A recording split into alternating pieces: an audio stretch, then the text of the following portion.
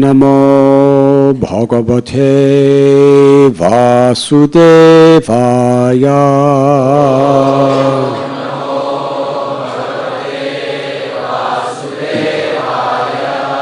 Om Namo Bhagavate Vasudevaya.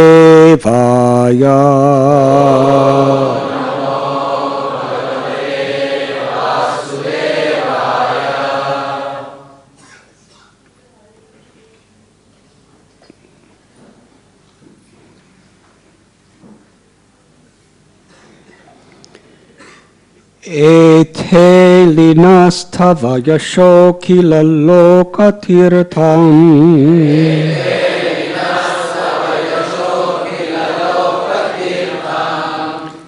Gayanta adi purushanupatam bhajanti.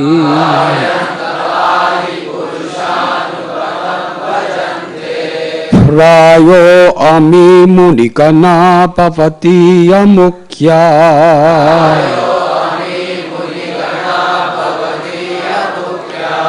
Gudham vane pinachahatyanakatmataivam.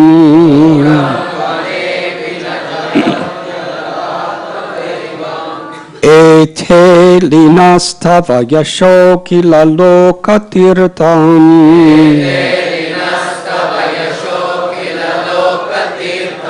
Gayanta adi purushanupatam bhajante.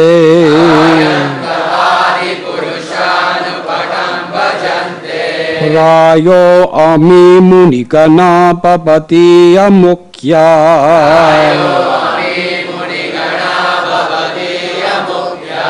Udham vane pinachahatyanakatmataivam.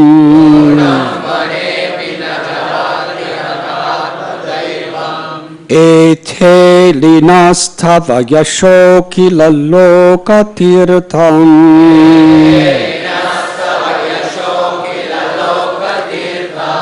Gayanta adi purushanupatam bhajante.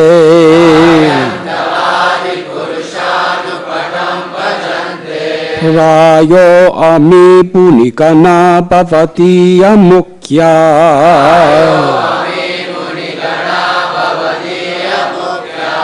Gudam vane pinachahatya anakatmataivam.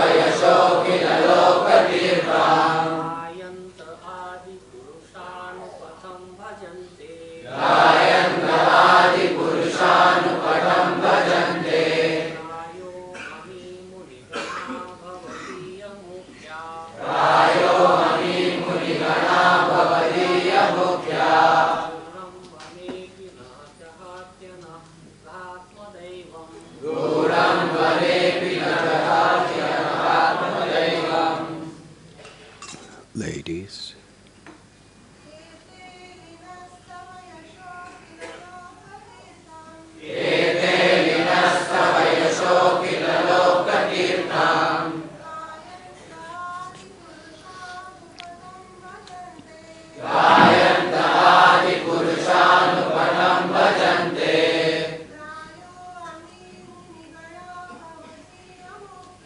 Prayo ami munigana bhavati amukya.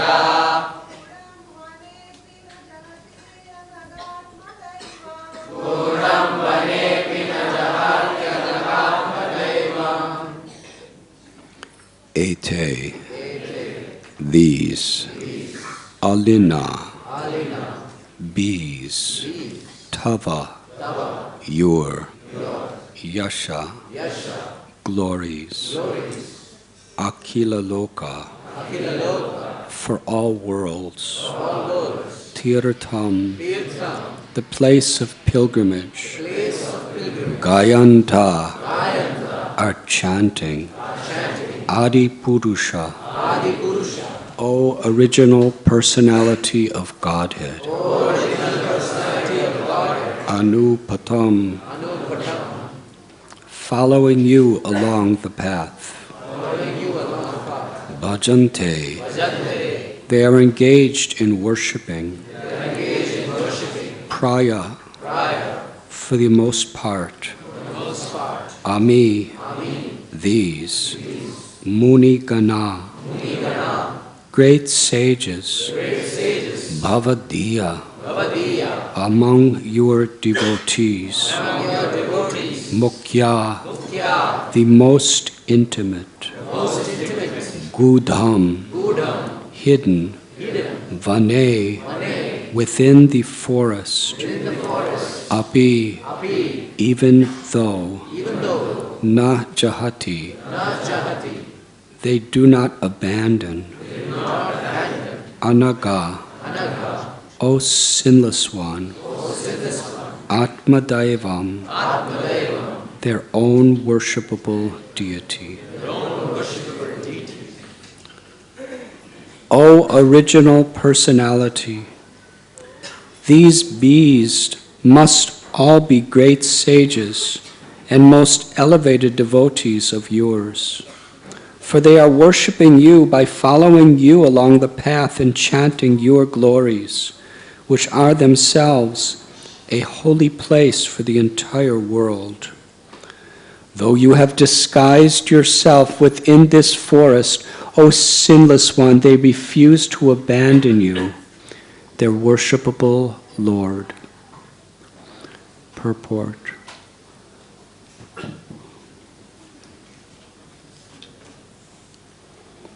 The word Gudham is significant in this verse. It indicates that although the Supreme Personality of Godhead in his form of Krishna or Balaram appears like an ordinary human being within the material world, great sages always recognize the Lord as the supreme absolute truth. All the transcendental forms of Godhead are eternal and full of bliss and knowledge, exactly the opposite of our material bodies, which are temporary and full of misery and ignorance. One meaning of the word tirtha is the means for crossing beyond material existence. Simply by hearing the glories of the Supreme Lord or by chanting them, one immediately comes to the spiritual platform beyond material existence. Thus the Lord's transcendental glories are here described as a tirtha for everyone in the world.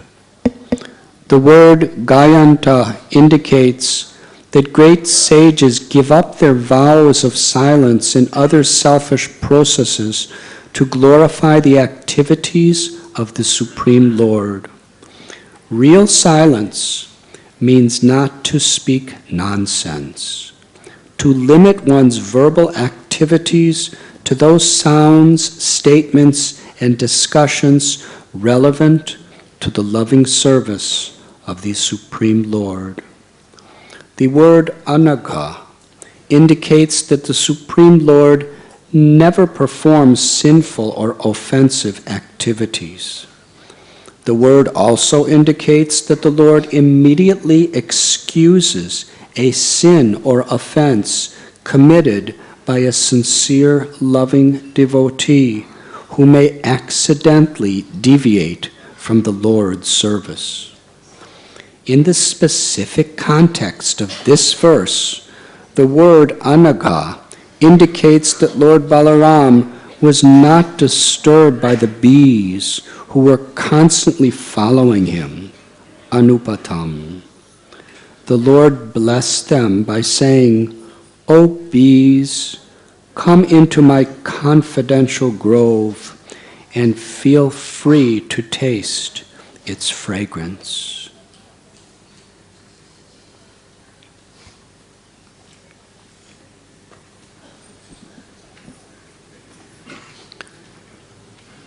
Om Agyantimidandasya Jnananjana Chalakaya Chakshurun Bilidam Jena Tasmai Sri Gurave Namaha Sri Chaitanya Manobhishtam Sthapitam Yena Bhutale Swayam Rupa Kadamayam Tadhati Swapadantikam Vandeham Sri Guru Sri Jutha Padakamalam Sri Gurun Vaishnavam Scha Sri Rupam Sagrajatham Sahakana Raghunathan Bidham Tam Sajivam Sadvaitam Savadutam Parijana Sahitam Krishna Chaitanya Devam Sri Radha Krishna Padan Sahagana Lalita Sri Vishakan Bitamscha He Krishna Karuna Sindhu Dina Bandhu Jagatpate Gopesha Gopika Kanta Radha Kanta Namostate Tapta Kanchana Gaurangi Radhe Vrindavaneshwari Vrishabhanu Sate Devi Pranamami Hari Priye Vancha Kalpatarubhyascha Kripa Sindhubhya Evacha Patithanam Bhavanibhyo Vaishnavebhyo Namo Namaha Sri Krishna Chaitanya Prabhu Nityananda Sri Advaita Gadadhar Sri Vasadi Gaura Bhakta Vrinda Hare Krishna Krishna Krishna Hare Hare Hare Rama Rama Rama Hare Hare. O original personality, these bees must all be great sages and most elevated devotees of yours, for they are worshiping you by following you along the path and chanting your glories, which are themselves a holy place for the entire world. Though you have disguised yourself within this forest, O sinless one, they refuse to abandon you, their worshipable Lord.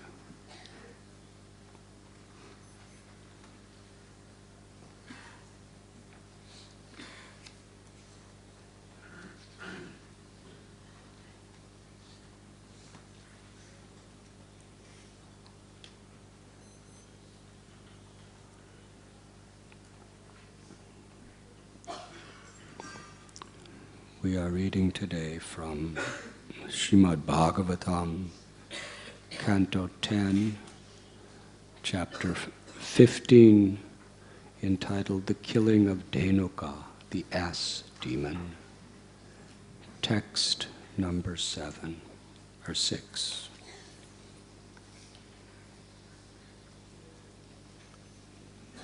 In this verse, Sukadeva Goswami is sharing with us a conversation between Krishna and Balaram. It's taking place on a very holy day, in the most holy place. The day is the 8th lunar day of the bright fortnight of the month of Kartik. And the place is the forest of Vrindavan.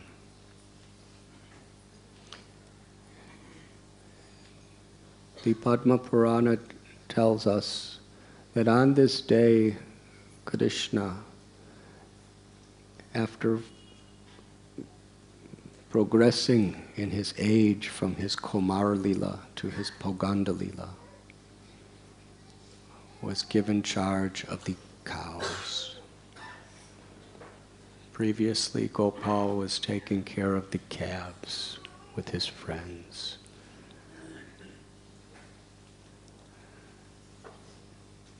But once he reached about the age of 5 or 6, then his father Nanda Maharaj and the other Gopas, headed by Upananda, Abhinanda, Nanda, Sunanda, Nandana, they all agreed that now Krishna is strong and grown up, so he should take care of the full-grown cows and bulls. Now he was about 5, and Nanda Maharaj had no less than 900,000 cows that would go out to the pastures every day.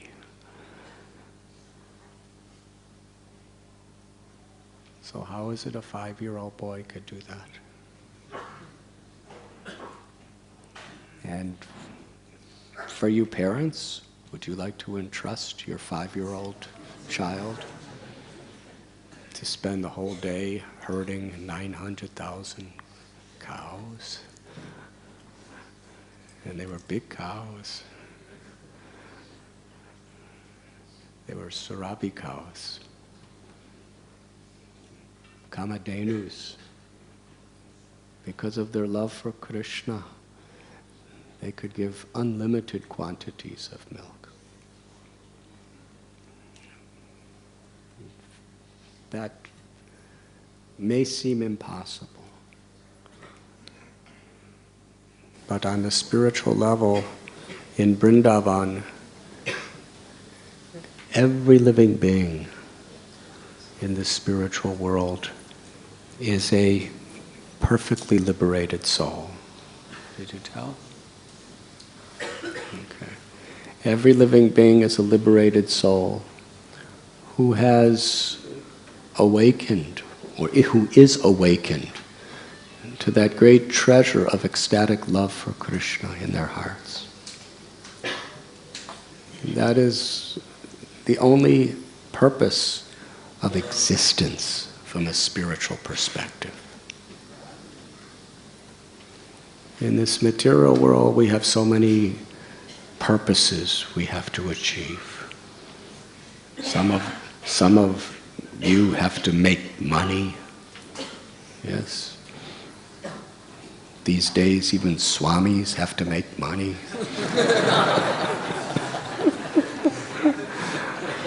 It's very strange. In fact, householders often ask swamis for bakshish.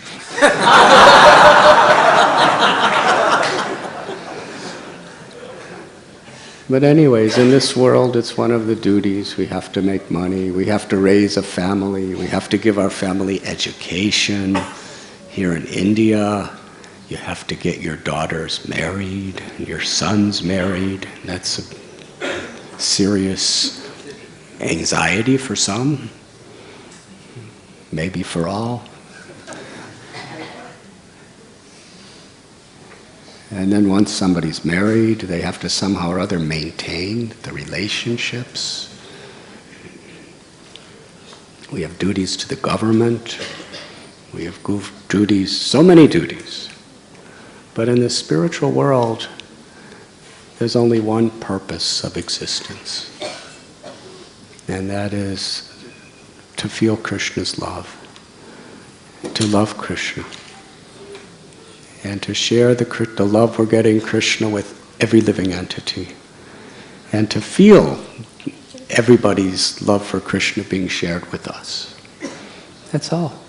It's nothing else. All the other apparent duties are simply expressions for that.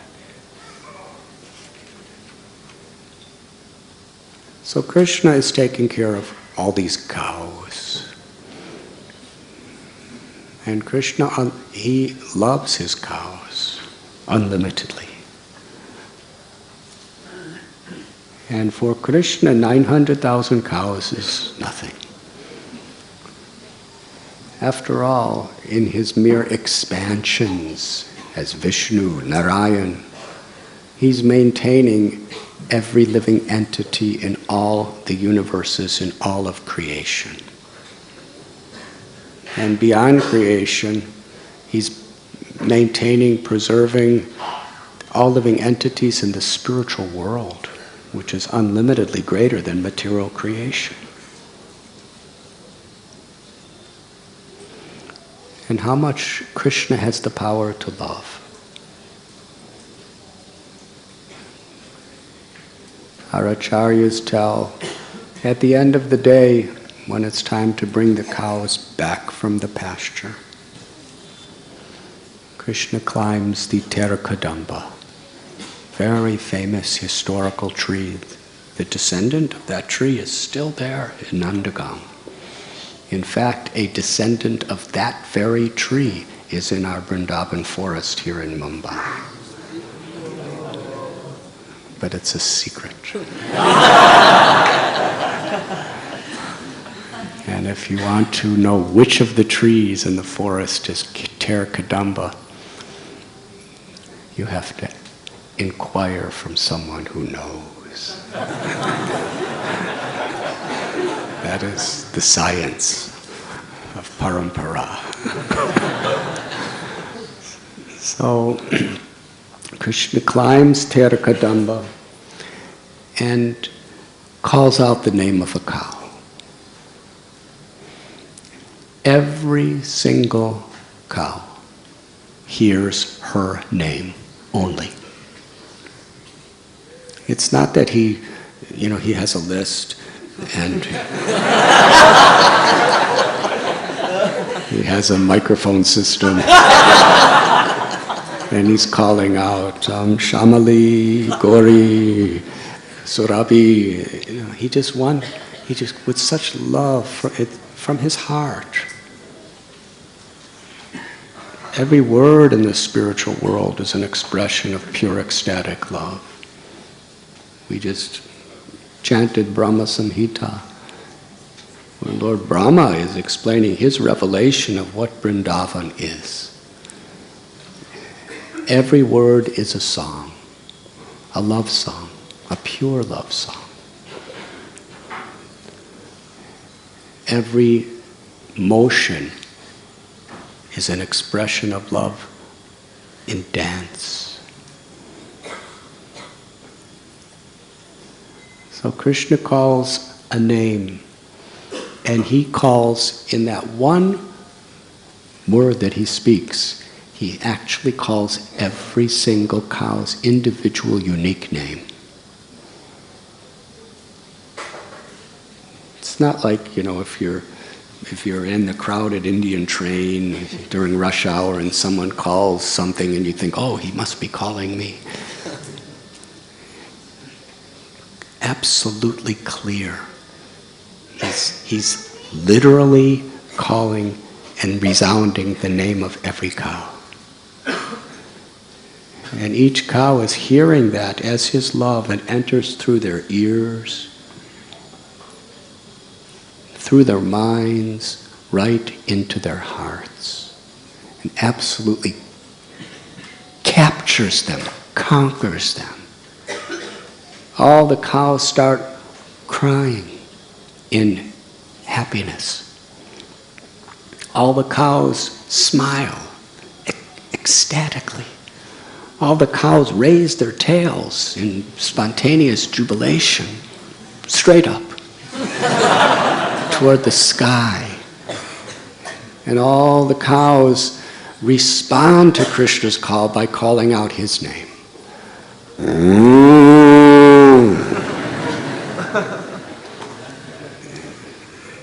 That's the way they chant Krishna.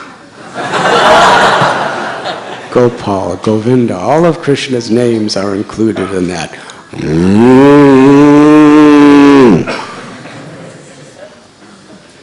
And Krishna hears each one of them calling his names. And then Krishna calls out again, and each one hears their names. And they go, and Krishna goes, Shamali, and they run to go meet Krishna. All of them. This is Krishna's power. Shukadeva Goswami tells how when he was sitting on bank of Yamuna with cowherd boys, gopas, they were all eating lunch together. And they were sitting in circles around Krishna. There were thousands and thousands and thousands of boys. And they assembled in such a way that Krishna was like the whorl of a lotus, and all the boys were like the petals. First there were 8 around him in a circle, then 16 around them, then 32 around them, then 64, then 128, and then continuing like this. And every boy is thinking, Krishna keeps looking at me. He's only looking at me. How is that possible? Because some are behind him, some are on the sides of him, some are distance away. And it's not that Krishna manifested, so many different heads with different eyes going in different directions. Jivas, ordinary people like Brahma. It's extraordinary from our perspective. They have to have all sorts of different bodily features in order to see in different directions. But Krishna's just an ordinary little boy eating his food, and every child is thinking, Krishna is only looking at me. Krishna's only smiling at me.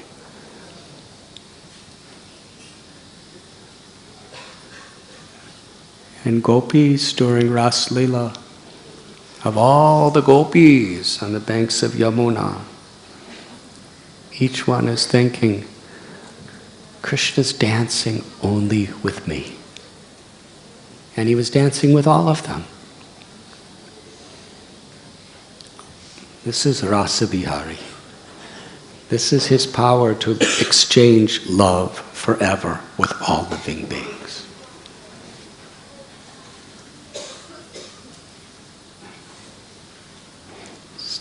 So when Krishna was calling the cows, they were all coming. It was so intimate. It was so beautiful.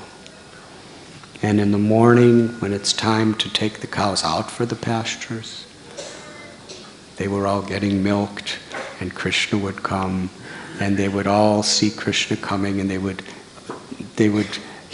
with their hooves, they would go like mridangas, like a drum to welcome Krishna. And in time with the rhythm of their hooves tapping against the ground very enthusiastically, they would be mooing in ecstasy. And Krishna would touch them, and they would all feel Krishna. It's the land of love. When Krishna would go out to the pastures, the dust of Vrindavan, so sacred. Now, when you have that many cows, there's a lot of hoof prints. Yes? And then in Vrindavan forests and pastures, there's so many deers and peacocks and other beautiful animals.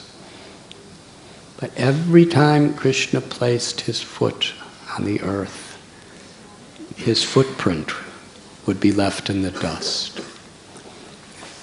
And that was considered by all the residents of Vrindavan to be the supreme ornament of the entire earth. Every footprint. And never, ever, ever would any cow, peacock, or anyone else step over or on those footprints. When they would see Krishna's footprints, and everybody could recognize Krishna's footprints. Because of love.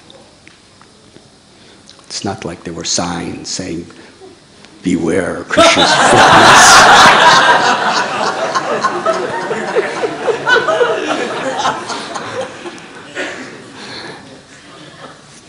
Because they loved Krishna so much, so intimately, they could, as soon as they saw his footprints, just tears of love would awaken from their hearts. It would be such an impetus. And those footprints were so sacred. So today's verse we find it's the first day where Krishna is taking care of cows. And how the cows can give so much milk. Because you see, on the spiritual plane, everything is based on loving exchange. Krishna tells, Yegatamam prapadyante tams tataiva bhajanya. As you surrender to me, I reciprocate accordingly. Now in this world, that means as we surrender to Krishna, Krishna reveals himself accordingly.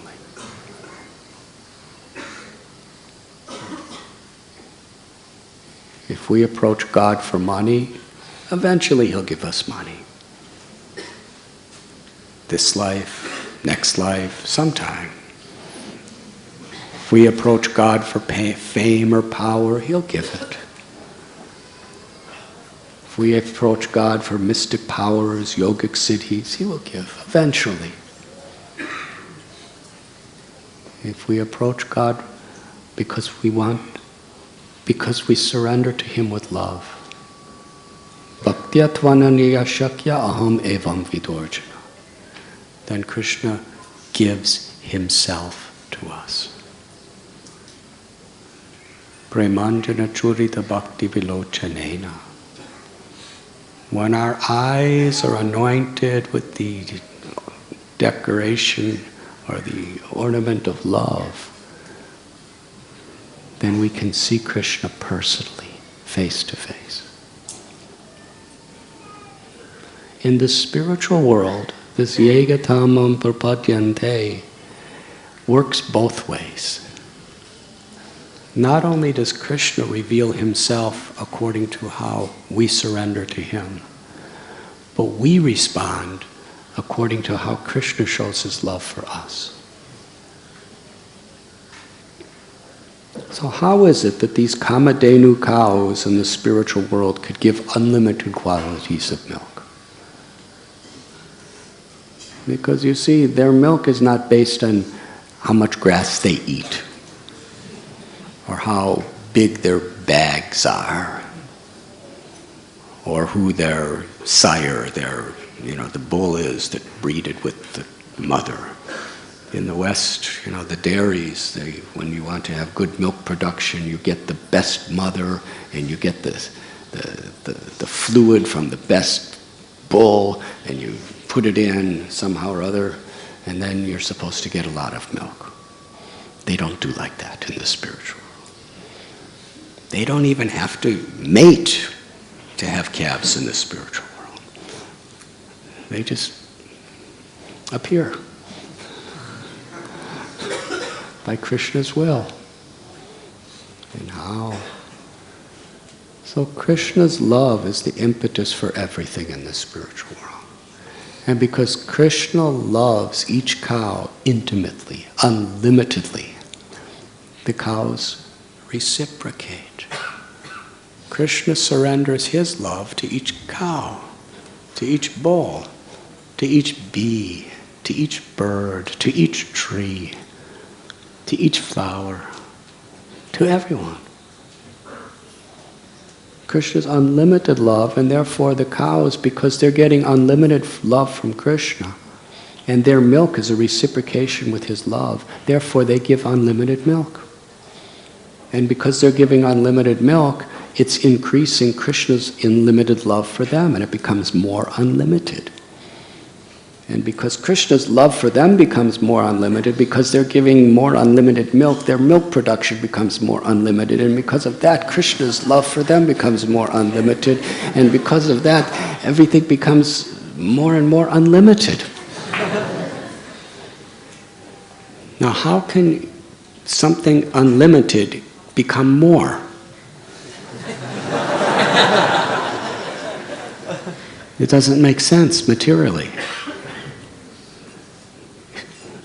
It's not supposed to, because it's not material. How is it that something that is eternal and unlimited grow more and more and more? In the spiritual realm, everything is possible. But it has to be understood not through mathematics. It has to be understood through ras, through bhav, through the bhava of affection. Where there's bhava, all these things are naturally understood. All these inconceivable apparent contradictions are spontaneously realized. But without bhava, without love, trying to understand with our intelligence that which is beyond the realm of material existence, it's bewildering. Therefore, Krishna tells, only by devotion can be understood as I am. Only by pure devotion can Krishna's activities actually be understood. Inconceivable.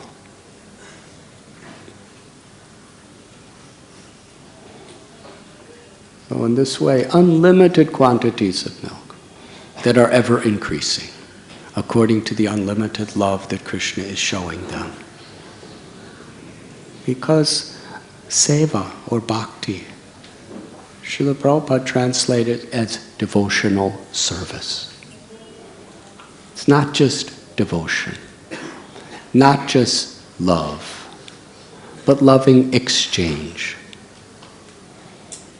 It's not that Krishna's in a little cave at Govardhan meditating on loving his devotee, and the gopis are sitting in a little closet, hiding in their house, meditating on loving Krishna. That's there. That's nice. But Vrindavan is something more. It's loving exchange. Jive piba swamita mata deva govinda damodara madhaveti. In this beautiful song, it describes the different activities the gopis are performing. Sometimes they're cleaning, sometimes they're churning butter, sometimes they're milking cows, sometimes they're making garlands. Whatever they may be doing, when they're dressing themselves, when they're walking, they're praying to always remember and always chant the holy names of the Lord. Everything is an act of love. And Krishna reciprocates in an active, dynamic way through seva, through service. In the spiritual worlds of Vaikuntha and ultimately Goloka, it is a place where everyone is engaged in beautiful service. And service, when there is an exchange of love through service, that is called lila, or transcendental pastimes. And these pastimes are unlimited and eternal. That is the spiritual world. Even the flowers. Each flower is thinking, Krishna loves me so much. Look at all these gopas and gopis and brahmins. How unfortunate they are that they can't be a flower like me. Actually, they don't think anyone is unfortunate. please cross that out and edit it from the recording. Everyone is supremely fortunate, and everyone sees each other as supremely fortunate, but everyone is thinking, but my fortune is so special. The flower becomes beautiful and fragrant for Krishna. And Krishna glances up, and the flower is just waiting for Krishna to glance. And while waiting isn't so much of the bhav of anticipation. And that anticipation in itself is the ecstasy of union with Krishna. And when Krishna glances upon the flower and smells the flower feels Krishna's love and wants to please Krishna by becoming more beautiful and more fragrant. And Krishna smells the flower's unlimited fragrance and appreciates it. And his love for the flower increases, and then the flower becomes more fragrant, more unlimitedly fragrant. And Krishna's love for that individual little flower person becomes unlimitedly more, such gratitude. She's giving such fragrance. He's giving so much love. And this way, this unlimited fragrance is increasing unlimitedly. One flower from the spiritual world could make this entire earth planet absolutely fragrant. There would be no need for any of these alcoholic perfumes or anything.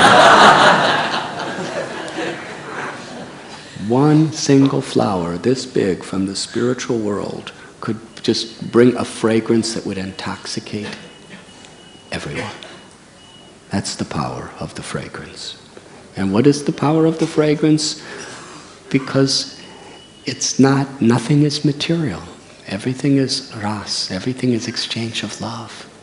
Krishna's unlimited love is inducing unlimited reciprocation. Now there are unlimited such flowers, each one ever increasing their unlimited fragrance. Can you imagine what Vrindavan in the spiritual world, what it smells like? And it's never the same. It's not that, this is an unbelievable, incredible, intoxicating, ecstatic fragrance. But if you live there for eternity, you may kind of get tired of it. You may, it's not like that. Because every single little, even the flowers this big gives out such unlimited fragrance. But those unlimited fragrances are so dynamic, they can make their fragrance any flavor they like. And it's ever more intoxicating for all of eternity. Now, does this sound like some sort of fictional fantasy land? It's beyond fiction and fantasy land. It's the supreme reality. It's the absolute truth. This whole material existence and everything we think is so valuable and so real is all a fictional fantasy land. The spiritual world is truth. When the immortal soul thinks he's an eternal body and subject to birth, old age, disease, and death, and we're trying to enjoy different types of petty little pleasures that rub against our senses. Something, some sight kind of rubs in our eyes and some ears. It's all fiction because it's not true. The world is real, but my conception of my relationship with the world is fiction. I am an eternal soul. I am of that world, of the real world, the spiritual world. So the whole situation here is fiction. Krishna tells in Gita, what is the time of awakening for a self-realized soul is the time of sleep for an ordinary person. And the time of awakening for an ordinary person is when great sages go to sleep. In the sense that there's a whole different conception. We're hearing these beautiful pastimes from Srimad Bhagavatam, and some people, because we're so much in this fiction of illusion, ignorance, we're thinking, that must be fiction. That's reality. That is our natural spiritual environment. This is a sleeping state. Maya means that which is not.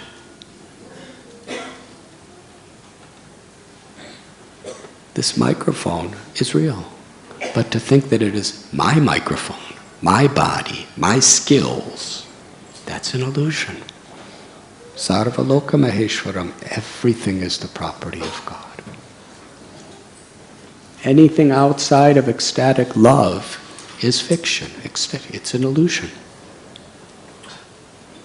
And when we become so deeply entrenched in this illusion, when we hear about reality, we think impossible, can't be. But the great sages, the acharyas, and the holy scriptures are opening our minds, opening our eyes to truth, to this spiritual reality.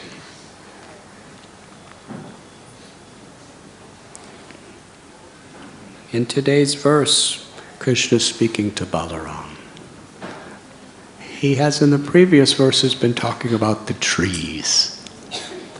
Each tree, he's saying, is a completely liberated yogi who has taken the forms of these trees just to serve. Krishna is saying, just to serve you, Balaram. And just see how they are all bowing down before you. Because the trees have so many fruits. They're kalpavrikshas. And the trees can have any fruit they want. Because they're people. They're liberated souls. They're beyond humans in this world. Every blade of grass is beyond a human in this world, in the spiritual world. They're absolute enlightened jivas, or people, just doing their seva for Krishna in such a wonderful way. So if a mango tree wants to give an apple to Krishna, an apple grows. If a chiku tree wants to give a pomegranate grows. Hari Hari. Whatever they wish, they are empowered by Krishna's love. They are empowered by Radha's love.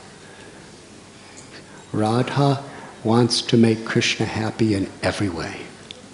Ultimately, it's her, Vrindavaneshwari, Sri Radha, that empowers everyone with that unlimited capacity to give pleasure to Krishna through their love. And Krishna reciprocates. Increasing, ever increasing. So the trees have so many fruits that they're bowing down, heavy with fruits. And Sri Chaitanya Mahaprabhu, he explained it in this way. He explained that a person in this world who actually has the fruits of good qualities is like a tree with good fruits. The weight of those fruits cause the tree to bow down to everyone. But a tree that doesn't have good fruits stands up very straight, doesn't bow to anyone. So similarly, a person who actually has character, amanina manadena, is eager to offer respect to the divinity, the spiritual essence within everyone, everywhere.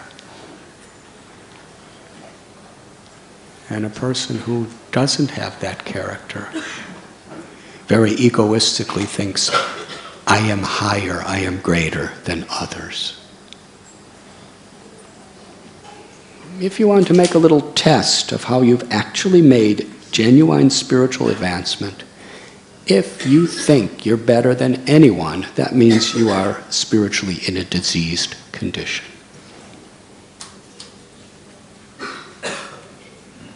Amanina manadena. We may consider ourselves more fortunate, and we want to share that fortune with people who may not be so fortunate. But our fortune is not because of me. It's not because I am better than you. My fortune is because of Radharani's grace. My fortune is because of Krishna's grace. That doesn't make me better than you, because the potential of that grace is in you too. So I bow to that potential within you.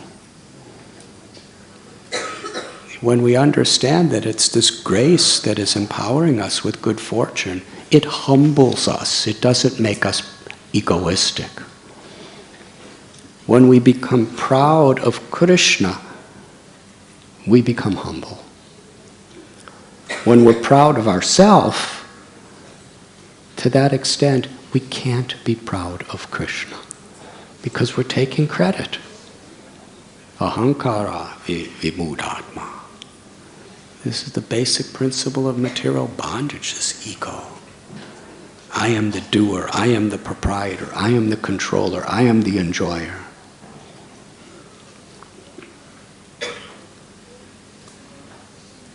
So Sri Chaitanya Mahaprabhu said, just like a tree, when it has ripe, good fruits of spiritual qualities, offers all respects, to bow down to Krishna in every situation, and bow down to Krishna in the heart of all living beings in an appropriate way.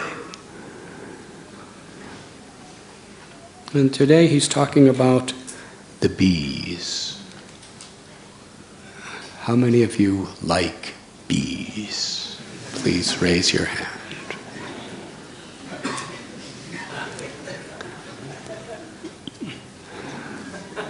How many of you don't really welcome bees when they come in your home?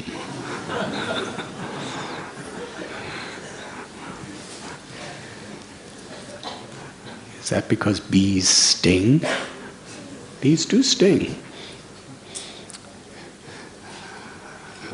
Should I tell you something confidential?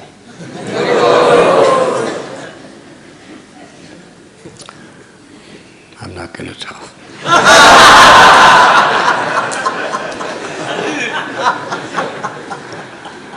It's kind of private, but I'll tell.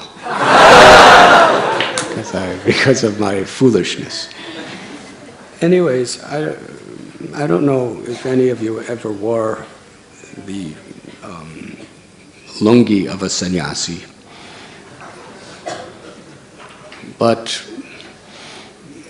one time I was in a place where there were all people all around. There were ladies, there were men, there were brahmacharis, there were grihastas, there were mothers, there were brahmacharinis, everybody was there. And I was kind of giving some, I think I was leading a kirtan. And there were bees around. And a whole little group of those bees flew under my dhoti and up.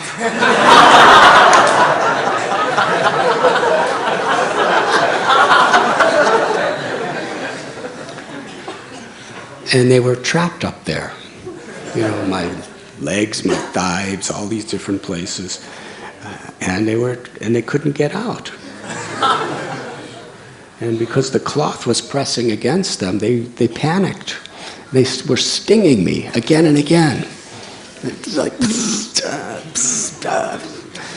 and I couldn't let them out. Because I would have been like a Naga Baba if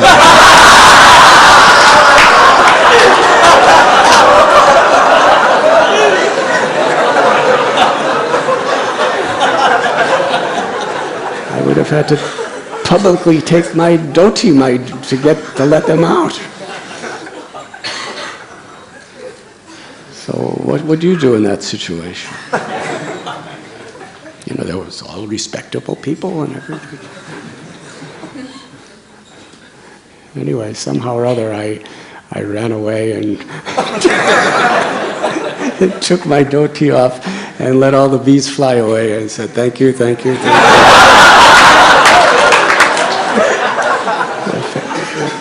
Krishna has his way of humbling all of us. I'm thinking I'm the controller,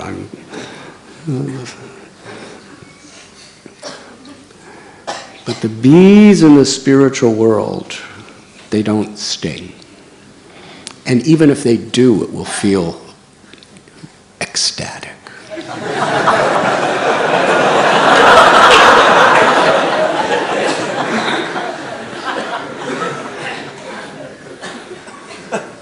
Because in this world, bees sting out of fear.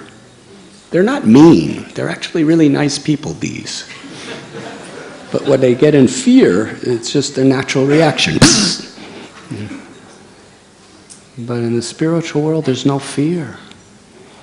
Abhaya charanada vindare. Every living being has taken shelter of Krishna, so there's no possibility of fear. Everything is love. So even if they sting, it's out of love. And when somebody when a bee stings you in the spiritual world, if that ever happens, it is hundreds and millions and trillions and quadrillions and unlimitedly quadrillion times more pleasure than some romantic pleasure in this world, which is, an exchange of affection also. But the bees, they really love.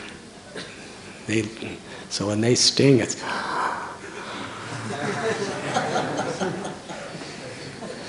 You dance. You just welcome unlimited bees under your dhoti.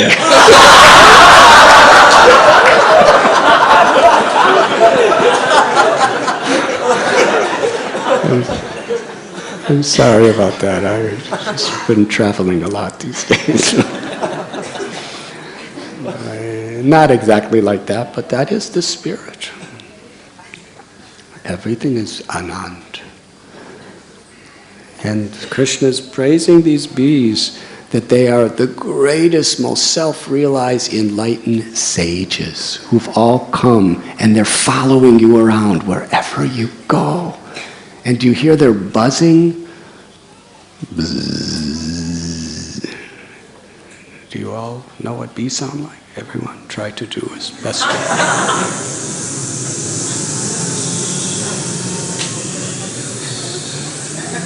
Much louder, please.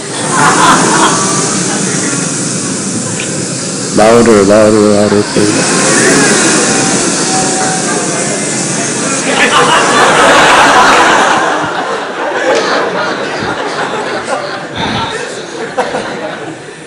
That was beautiful. That was a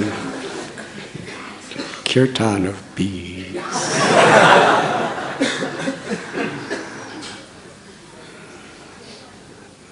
So they're all chanting.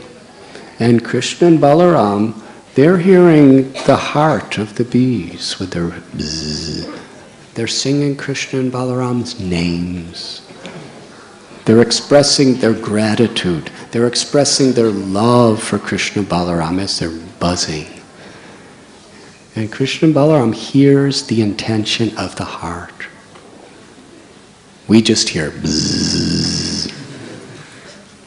But they're hearing they're hearing beautiful, heartfelt, loving prayers, offerings of their their wings, of their of every part, their body, mind, and soul, they're offering in love.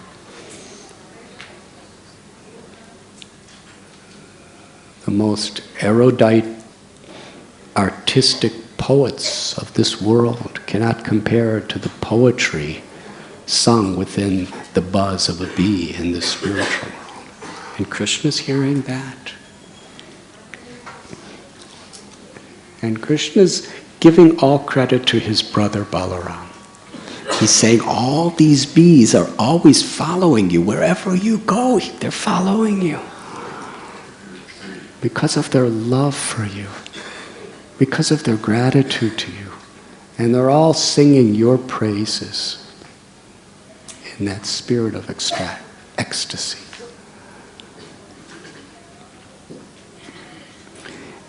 And how Balaram, you are reciprocating by your glances, by your every movement, telling the bees, yes, come with me into my most confidential groves in the forest of Vrindavan.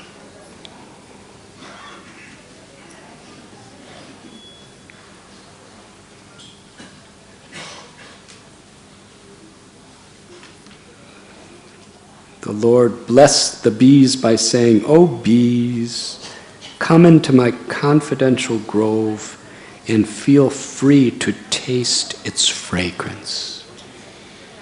This is servant of the servant of the servant." I'm going to end with this meditation. How Krishna loves the bees. How the bees love Krishna. How the flowers love Krishna and Krishna loves the flowers. So if you love someone, you want to please those that person loves with the same enthusiasm as you want to serve your beloved. That's actual love. So the fragrance, we were talking about the fragrance of the flowers. They're making themselves fragrant for Krishna. But because they love Krishna, they want to give pleasure to all those who love Krishna. So they're making themselves very, very fragrant for the bees. And the flowers are just, their fragrances, please Krishna, enjoy our fragrance. And please, bees, come and taste our fragrance. And the bees come and they go on the flowers and they start drinking the nectar of the flower. And the flower is giving more and more nectar, and the bees, why are they collecting the nectar?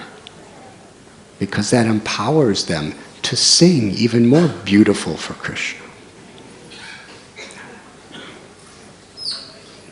And the flowers know that the bees, my nectar is helping to empower them to sing even better for Krishna.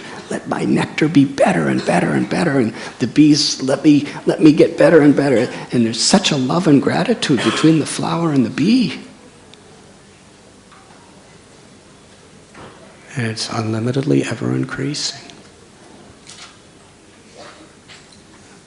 This is how when Krishna is in the center, there's total love, total respect, total gratitude for all. Srila Prabhupada said family life. When Krishna is in the center, it's Vaikuntha. It's like this. I'm sure all of you Grihastas have that experience. At least it's easy for a Swami to believe that you do, because we don't have that experience. But when Krishna is in the center, all disagreements become insignificant. We're totally there for each other because we love Krishna. We're totally there because we love each other, because you can't love Krishna and not love those who Krishna loves. And Krishna loves every living being. Aham bija pratapita. Beginning with those who are consciously awakened with their love for Krishna. Or those who are truly, genuinely, sincerely aspiring to love Krishna. down to people who have totally forgotten their love for Krishna. But it's there in their hearts, and Krishna loves them. This is bhakti. This is the spiritual world. This is what Srila Prabhupada and our acharyas have given us. Is there any questions? Yes.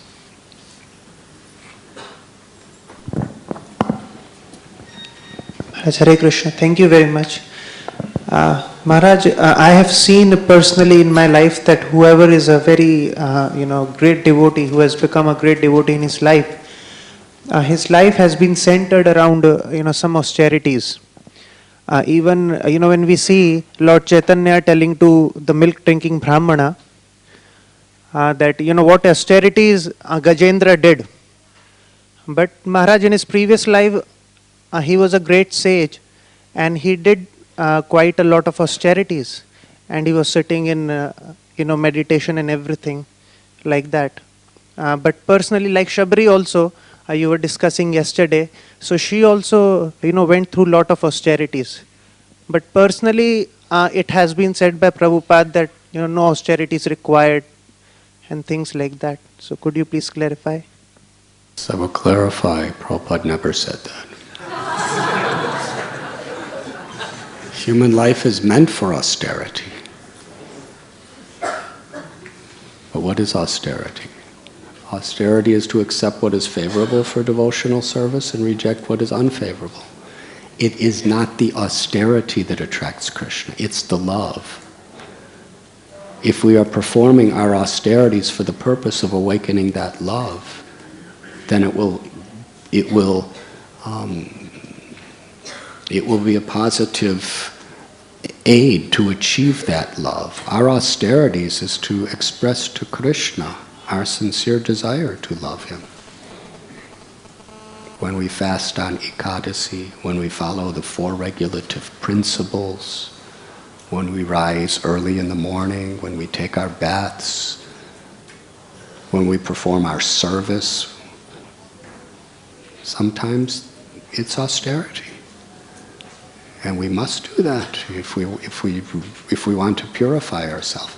But it's not the austerity that captures Krishna. If we don't have the proper attitude, if we're not doing it, ultimately austerity is to reduce the distractions of the material inclinations of the body and mind so that we can fix our body and mind in the loving remembrance and service and meditation on Krishna. That is austerity. And we need to do that because we're so much distracted, we're so much diverted. But it's not the austerity that attracts Krishna. It's the love that we gain through the austerity. So we don't have to do excessive austerities. But we do have to, if we want to develop this love, do what is favorable for the awakening of our bhakti. So yes, Gajendra and Shabari, they did tapasya, but they did it to achieve pure love. And it's that bhakti that connects them, not the austerity.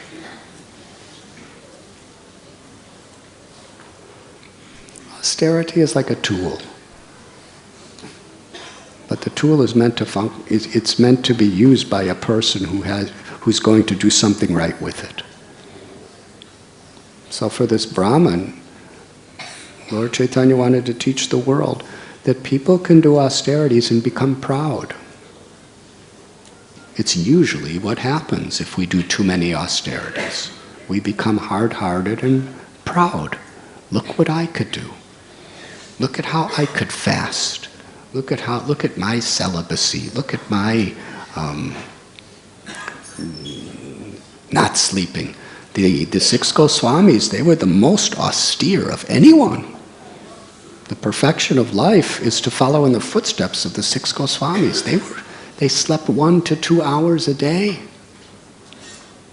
They were Goswamis, completely detached from any physical relationships for pleasure.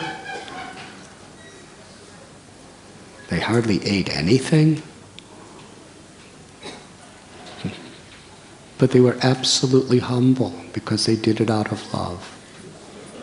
So when austerity creates pride, when austerity is for the purpose of being austere, or just getting some spiritual advancement, then that austerity is a distraction itself. So Shabri did austerity, but she did it for love. And it wasn't her austerity that attracted Ram, it was her love that attracted Ram. And love was the mean, austerity was the means of deepening that love. Does that answer your question? Haribol.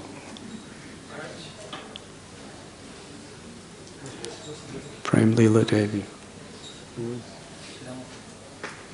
We already called on Prem Leela Devi.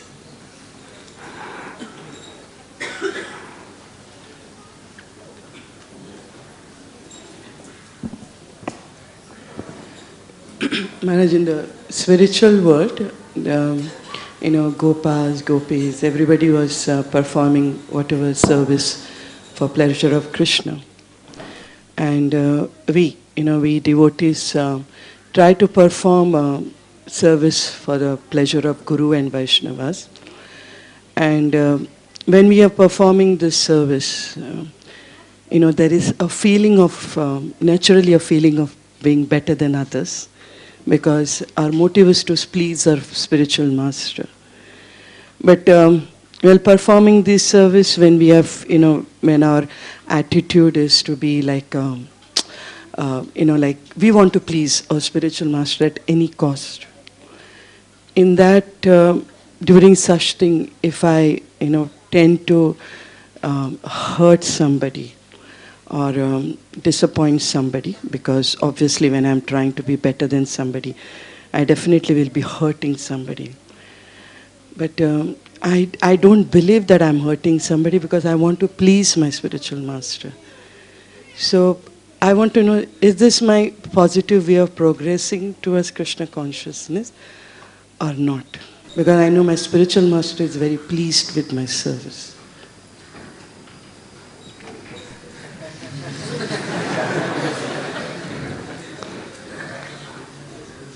Everyone is very pleased with your service.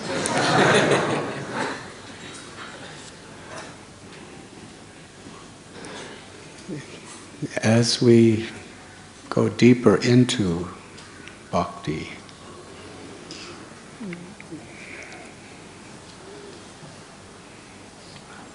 our attitude becomes more refined.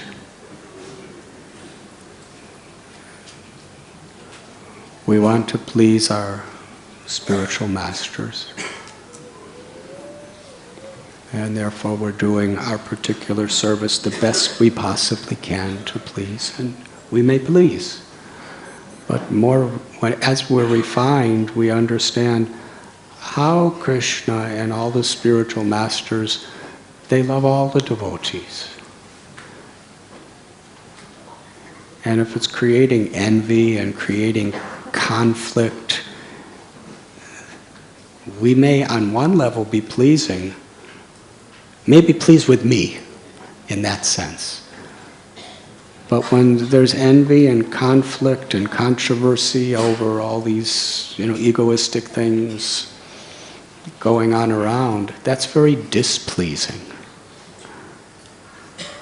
So a more refined nature is I don't want him just to be pleased with me. I want him to be, or her, whoever, Diksha Guru, Shiksha Guru, Krishna, Prabhupada. Let's speak about Prabhupada. We don't want Prabhupada just to be pleased with me. We want Prabhupada to be pleased. As far as possible, we want Prabhupada to be pleased with everything and everyone. It's a very selfish thing. I'm pleasing him, but he's disgusted with what's going on. Is that the way a mother thinks toward a child? We want the child, if there's love for a child, we want the child not just to be pleased with the food I give, but he's miserable with everything else in life. But he likes the idlis I made. Huh? We're actually concerned with the overall pleasure of the child. That's love. So similarly, as far as possible, we should try to create this energy in which we're investing, we're offering to the overall pleasure. So that means as far as possible, as we are trying to please Srila Prabhupada through our particular service, we're also very concerned with not creating a displeasing situation socially around us. And if we're aware of that, if we're conscious of that,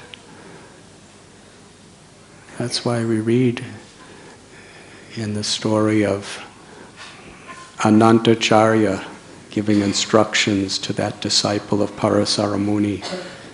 He said, a great devotee is like salt. The nature of salt is salt gives so much flavor to a vegetable preparation, but remains very much invisible.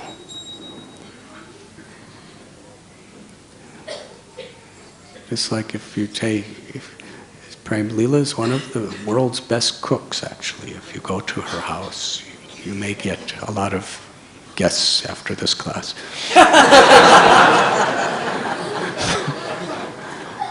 It's wonderful Udupi, South Indian prasad, sambar, dosa, all these beautiful chutneys and sabjis with coconuts. And we taste the coconut, and we taste the vegetables, and we taste the spices, whatever they may be. And those are usually what we praise and think is prominent. But how many say, Prem Leela, you put such excellent salt in this preparation. Perfect salt.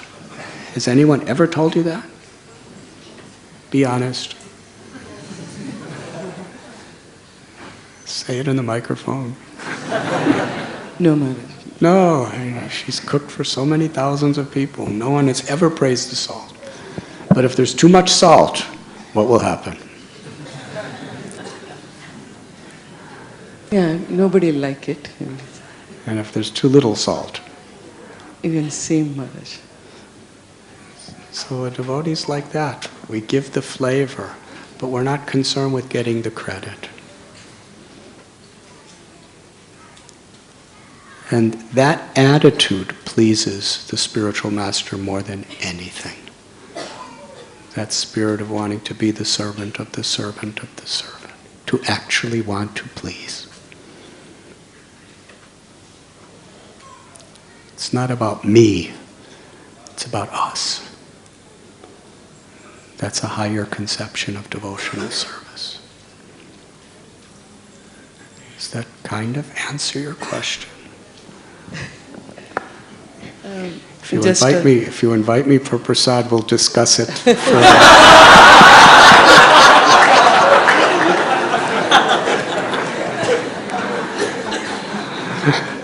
Thank you very, very much. Srila Prabhupada ki jai.